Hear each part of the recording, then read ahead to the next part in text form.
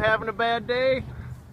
What you're about to see is an excavator that literally crashes through the floor of a building that it was in the process of demolishing. Now, this was not a freak accident. This was a preventable rookie mistake. How would you like to be this guy? That looks like a brand new Volvo 300EX. One of the things that I want to cover with you is learning from your mistakes. I can guarantee you that the operator, after he cleaned his shorts out, will never be making that mistake again. And I want to explain the process to you guys, because as you transform your lawn care business, you're going to be asked, hey, can you remove these bushes? Can you remove these shrubs? And you're going to say yes. Guess what? Welcome to demolition. That the floor collapsed in underneath them. Then you're going to be asked, well, you know what? While you're there, can you pull this retaining wall out? Can you do this? Can you do that? If you give a mouse a cookie, what happens is it gets to the next step. So you're going to be pulling out trees, shrubs, retaining walls, maybe a garage, maybe a garden shed comes up, and you remove that for a person. That garden shed goes into a garage goes into a house, and bam, you're into commercial demolition. So a lot of times when you're demoing one of these sites, you actually park on top of the old the debris from the basement. So you create a cushion underneath you, and then you park on it. So as you watch today's video, I'm going to explain to you what this guy did so you guys don't repeat that same mistake. When you're demolishing a building, you have to understand that you have floors in the building. So you have the grade, then you have a basement underneath that grade. That's a hollow cavity that's just filled with space, okay? And then you may have a 1 or a 2 or a 3 or a more story building on top of that. When you're doing a commercial demolition, what you do is you take an excavator, and even if it's too small for the job, you just simply reach up and you start demoing that building, and you knock it down and you pile it up. As your pile grows, you climb the excavator up onto the pile and you keep knocking down that building, and you keep piling it up and you keep stacking up the building itself until you can reach the top and knock everything down, and you have this big pile.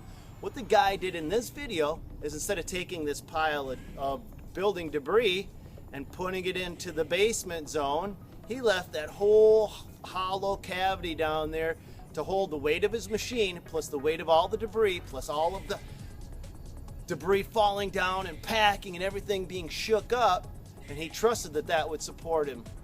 Well, if you don't get enough stuff underneath you when you're parking, you're going to go sideways. Luckily, you can't see the name of the company, and luckily it's not my company, but I've been close doing the exact same thing. What you have to do when you come into a commercial is, this is your grade floor, this is your basement, here's your first floor.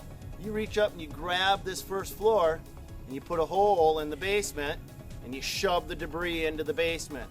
And you reach up and you grab some more and you shove the debris in the basement. And pretty soon you fill up that basement. And the benefit of doing it this way is this basement, this box, is now holding all of your debris. It's not going over the whole site. The floor load, especially if you have a fire damage. So if you have a fire, those floors can collapse on you pretty well. And that's what's happened with these guys. This floor just... It's all contained in one giant shipping container, okay? So you put all the debris into the box, and if you still have more debris, you just keep climbing up. Then you start knocking it down and start climbing on top of it. But it's not possible. There is no way that you can fall through the floor of a basement in this case. That's why I say that this is a rookie error. It's preventable, and it's something that I want you guys to learn from. The biggest thing you can do, the most important lessons, the most valuable lessons you can ever take away from you is learning from your mistakes. The second most valuable lessons are learning from other people's mistakes. You don't need to make this mistake, guys and gals. Gave out on them during the demo. Look what this guy did. Don't do it. Trust me, as your lawn care business, as your landscaping business evolves, and it's going to evolve, I guarantee it's going to evolve, it's going to grow, you're going to take on more jobs, more responsibilities, more duties, you're going to have more opportunities, and those opportunities are going to lead to profits, okay? And I want you to learn how to keep those profits from getting sucked out by tipping your excavator sideways